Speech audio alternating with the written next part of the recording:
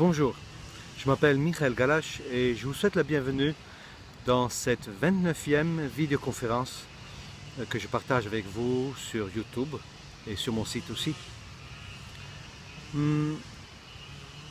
Aujourd'hui, j'ai envie de vous parler du bonheur. Alors, c'est un sujet qui est très vaste parce que je me suis rendu compte que les gens, en général, ne le vivent pas. Le bonheur est souvent loin. Les gens se sont souvent, habitués à leur état ou leur situation. Et hier encore, quand j'étais dans un groupe, les gens m'ont demandé, mais comment faire pour être heureux? Parce que nous ne le sommes pas vraiment et tout le monde a acquiescé, a dit que c'était vrai, qu'il trouvait souvent le bonheur temporaire avec des choses, avec une nouvelle petite amie ou en faisant des choses bien particulières, mais que c'était volatile, que ça venait et ça partait. Alors comment faire pour trouver vraiment cette bonheur que nous cherchons tous? J'ai vécu pendant une douzaine d'années un niveau de bonheur très élevé, presque en permanence.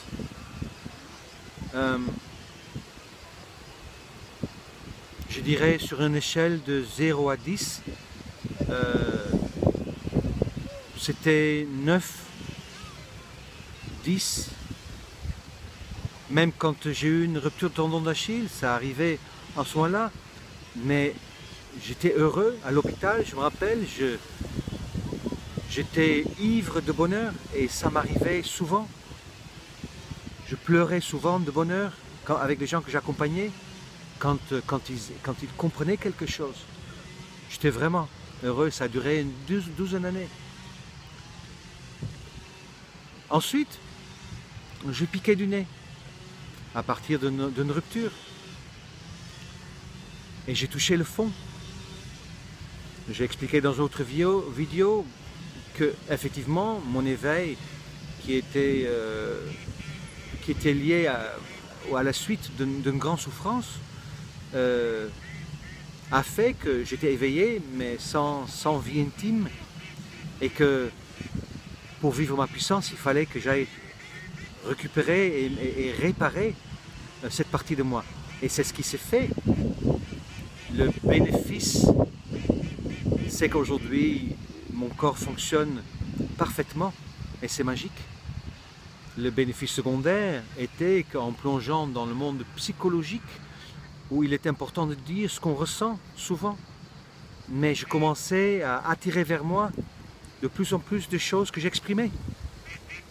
Et mon bonheur a plongé et j'ai touché le 0 et le 1, où vraiment des idées très très dures m'ont traversé à nouveau, des envies de tourner le bouton, quoi. C'était bon, j'avais fait un beau chemin et ça suffit comme ça. Et je pense que j'ai déjà parlé une fois du bonheur, mais je voulais juste y revenir. Je dirais que le bonheur fonctionne comme la température. Ce n'est pas un état qui reste. Je dirais l'état qui vient progressivement dans le cheminement spirituel, c'est un état de paix. Je pense que l'état de l'être, l'état naturel de l'être, c'est comme l'eau qui est paisible, c'est un état de paix. Il n'y a pas de tristesse, il n'y a pas de joie, il n'y a pas de bonheur. C'est la liberté, l'absence de peur, l'absence de blessure, paisible. Je pense que quelqu'un qui, dans son cheminement spirituel, touche aussi le bonheur, c'est parce que quelque part il peut comparer avec l'endroit où il était avant. Ce qui me procure parfois le bonheur, c'est le fait que je n'en avais pas avant.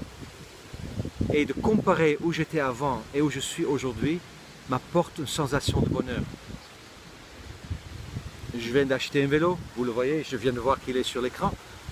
Et ça me procure un peu de bonheur, mais je sais que dans une semaine, ça ne le fait plus, ça devient normal. Et ça s'inscrit quelque part sur cette histoire d'amour et de dépendance, on pourrait dire. C'est comme si la notion de bonheur, j'essaie de l'obtenir en fusionnant avec des choses.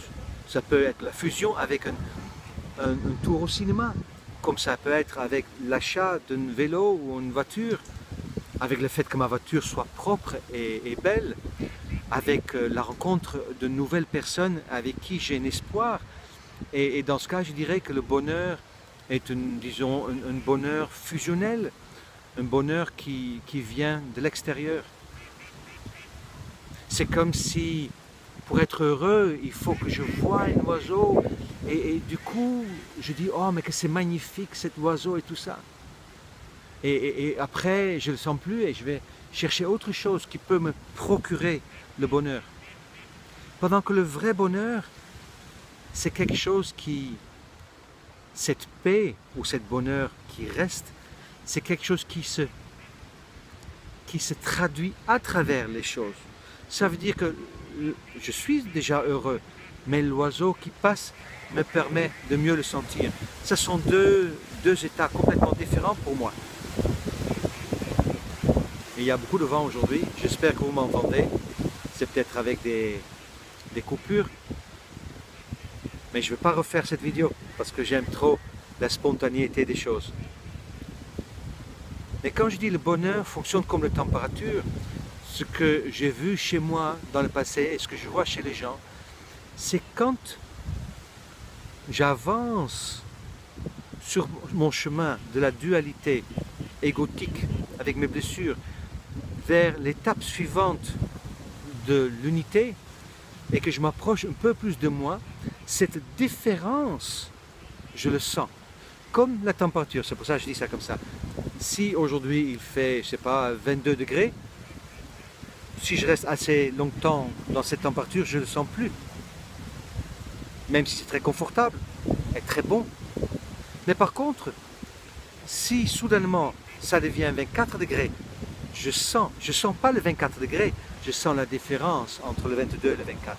Nous savons très très bien, c'est un peu dur, mais si ils ont fait des expériences avec ça, avec des grenouilles qu'on met dans l'eau, si on le met dans l'eau bouillante et il explose, c'est un peu dégueulasse comme exemple, mais si on chauffe l'eau très très lentement, mais il ne va pas se rendre compte.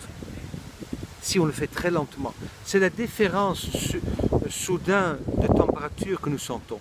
C'est la différence entre ce que nous étions ou ce que nous pensions être et ce que nous sommes vraiment, que nous sentions. Et ça se fait sous forme de bonheur. Avant, je pensais que le bonheur était un plein parce qu'on dit « je suis plein de bonheur ». En fait, c'était pas vrai, je comprenais bien. Après, je pensais que c'était un vide, que c'était en fait l'absence de problèmes et de merde. Et c'était pas vrai non plus. Le bonheur est très aléatoire. Ça va et ça vient. Et moi, je dirais que pour toucher le bonheur en permanence, il faut plusieurs choses. La chose la plus importante, c'est de faire ce chemin spirituel, de faire ce chemin de développement personnel, ce chemin qui vous amène de plus en plus proche vers vous-même. Rappelez-vous le vidéo 2 où je parle du choix. Si vous comprenez de quoi il s'agit et vous faites les choix comme ça, ça s'accompagne par le bonheur. Et un bonheur qui ensuite s'accumule parce que ce qui est acquis sur votre chemin vers vous-même, vous ne pouvez pas le perdre. Si vous perdez quelque chose ou vous avez l'impression de perdre quelque chose, ça veut dire que vous n'y étiez pas. Si j'arrive à remonter si vite aujourd'hui, c'est qu'une partie de ce que j'avais obtenu était vrai. je dirais pour 70%, j'avais vraiment obtenu quelque chose d'important. Si je remonte si vite, c'est parce que je le récupère. Je ne l'ai pas perdu. Quelqu'un qui vit vraiment quelque chose de vrai et d'authentique par rapport à son être profond ne peut pas le perdre. Si vous dites j'aime quelqu'un et je l'aime vraiment avec le cœur, avec amour, ça peut être vrai. Mais si 2 mois plus tard vous sentez plus ça, mais dans ce cas-là, peut-être c'était pas de l'amour, c'était peut-être autre chose. L'amour vrai est un état d'être qui grandit et qui se perd plus. Un peu comme ce que vous avez acquis souvent à l'école, vous ne le perdez pas. Ou un diplôme par exemple. La connaissance peut partir, mais le diplôme vous l'avez, vous ne le perdez pas. Vous êtes apte et vous restez apte. C'est pas un très bon exemple, mais je pense que vous comprenez ce que je veux dire. Donc pour toucher le bonheur, la première chose que je dirais, c'est faites le chemin. Et si vous ne savez pas exactement de quoi je parle, mais prenez des livres, regardez les vidéos, cherchez systématiquement de quelle manière vous pouvez devenir une version plus authentique de vous-même. Ne vous contentez pas avec la vie que vous avez. Si vous êtes heureux, ne changez rien. Mais s'il y a quelque chose qui demande attention, alors regardez comment vous pouvez le changer. Si vous changez quelque chose, votre vie change. J'accompagne quelqu'un aujourd'hui qui, et j'en ai, non, même 2, qui n'ont pas l'habitude de cheminement spirituel ou développement personnel. C'est comme si je dois réveiller chez eux, je dois rien du tout, mais c'est comme si je les aide à réveiller une espèce de curiosité de cheminement. Je vois très bien que les gens qui vivent au quotidien vivent leur malheur et leur bonheur sans nécessairement se poser plus de questions. Si moi dans ma vie je vois qu'il y a quelque chose qui ne va pas, un conflit avec quelqu'un, un désaccord, une pathologie qui réapparaît, je me dis, ah, je suis à côté de la plaque, il y a quelque chose que je n'ai pas compris et je vais chercher à la transformer. Mon intention de vie, c'est de me transformer vers ce que je suis vraiment. Arrêter de faire obstacle à mon bonheur en sachant qu'il n'y a pas de limite à mon potentiel de créateur. Et juste en parenthèse, j'aime beaucoup quand Lilou Massé, dont je regarde parfois des vidéos parce que je trouve ça vraiment admirable et magnifique ce qu'elle fait, de partager comme ça avec tout le monde ce qu'elle découvre au fur et à mesure. Mais j'aime bien quand elle parle de co-créateur. Même si dans la notion de co-créateur, il y a une forme de dualité, c'est ok, mais nous sommes ensemble des co-créateurs d'une seule création en quelque sorte. Donc, si vous ne savez pas comment faire, mais lisez des livres qui vous aident à mettre en question la situation dans laquelle vous êtes. Ou allez vous faire accompagner pour enclencher le mécanisme de la réflexion sur soi-même. Mais quoi qu'il se passe, sortez de la volonté de changer les autres pour aller mieux. Ça n'existe pas. Les autres ne sont que le reflet de là où vous en êtes. Donc ça c'est une chose pour toucher le bonheur. Et c'est très proche de notre aspect par rapport au bonheur.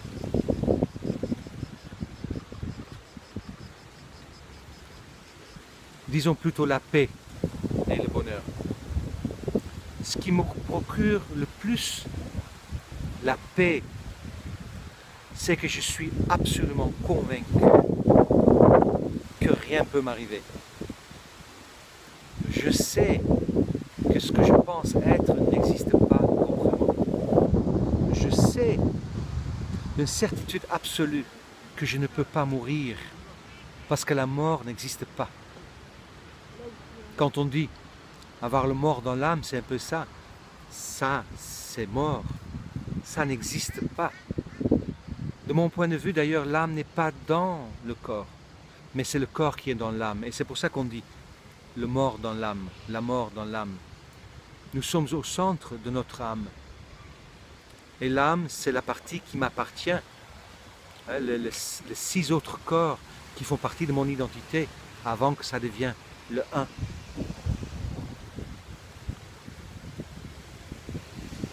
Mes certitudes me procurent du bonheur. La seule liberté que j'ai, c'est la liberté de mes croyances. Et j'ai tellement navigué dans cette recherche de ce que je suis vraiment. Et quand j'ai vécu cette prise de conscience énorme et j'ai compris ce que j'étais, et que je vois que les gens au fur et à mesure comprennent qui ils sont vraiment, à partir du moment que je suis absolument certain que je suis Dieu, processus énergétique, immortel, bonjour, immortel, indestructible et éternel, et que rien, absolument rien peut m'arriver, et que je ne vis qu'une expérience illusoire, et quand j'alimente ça, et que je sais en plus que le Dieu, le processus que je suis, ne fait qu'amener, comment dire, le véhicule d'expérience vers son potentiel, et que je n'ai que à me reposer entre les bras de mon être, si on peut le dire comme ça, un profond paix m'envahit, parfois perturbé par des choses inconfortables, si par exemple quelque chose auquel je tiens dans la dualité encore, comment dire, est abîmé ou est enlevé, une personne ou une chose, je ne suis pas encore arrivé, je suis sur le même chemin que vous. Mais s'il y a quelque chose auquel je tiens est touché, mais dans ce cas-là, soudainement, l'ego peut oublier que la vie prend parfaitement soin de lui. Donc je fais tout pour me le rappeler. Je suis persuadé que la vie prend soin de moi à chaque instant. Et tout ce que j'ai à faire, c'est de me reposer là-dedans et de savourer, et ça c'est le dernier aspect, de savourer l'instant présent qui est la manifestation sublime et parfaite de ma création. Parce que ce que j'ai créé au fur et à mesure, c'est exactement ce dont j'ai besoin pour arriver à l'expression de mon plein potentiel. Toutes ces certitudes que j'ai choisies et que j'ai développées font que mon état de paix est très élevé. Je dirais, par rapport au potentiel de paix et de bonheur, entre 0 et 10, je dirais que je suis à 8. J'ai encore du chemin à faire, comme nous tous. Et c'est ça qui procure ce bonheur. La paix vécue, la paix vécue, le fait que je peux savourer librement des choses. Je sais pas, j'ai vécu beaucoup en vélo, j'ai beaucoup roulé en vélo à Amsterdam. J'avais plus envie de faire. Et là, j'ai acheté un vélo, un petit vélo électrique. Et je retrouve le plaisir de rouler en vélo. Juste pédaler légèrement, avancer, le vent dans les cheveux, le soleil peut-être dans le dos, au visage. Et c'est délicieux. Et le bonheur intérieur que je vis déjà, la paix intérieure, va utiliser chaque support pour le renforcer. Et une fois que j'ai une accroche de bonheur, je le revalide et que je l'alimente, elle devient de plus en plus fort.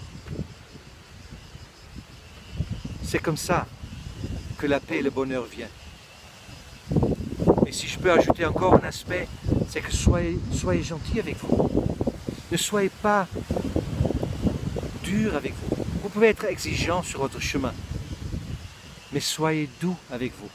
Faites-vous des choses qui vous font du bon. Mangez une glace, faites un câlin, prenez quelqu'un dans le bras longtemps. Là, je vais manger avec un ami et je sais quand nous allons nous voir, mais nous allons faire une étreinte qui va durer longtemps. Et j'aime ça. Faites-vous des choses qui enclenchent ce sentiment de bien-être. Mangez quelque chose que vous aimez, même si peut-être c'est pas très très bon pour la santé. Mais faites-vous du bon, tout le temps. Dites-vous dans la glace que vous vous aimez. Dites à vos amis que vous les aimez. Donnez autour de vous ce que vous avez envie de recevoir. Offrez à ceux qui vous entourent le bonheur et la paix que vous avez envie de sentir vous. Comme il dit Gandhi, disait, parce qu'il ne parle plus, mais soyez le changement que vous voulez voir dans le monde. Voilà, j'ai terminé mes 20 minutes. J'espère que ça vous a plu et je vous souhaite une très très belle journée et à très bientôt. Au revoir.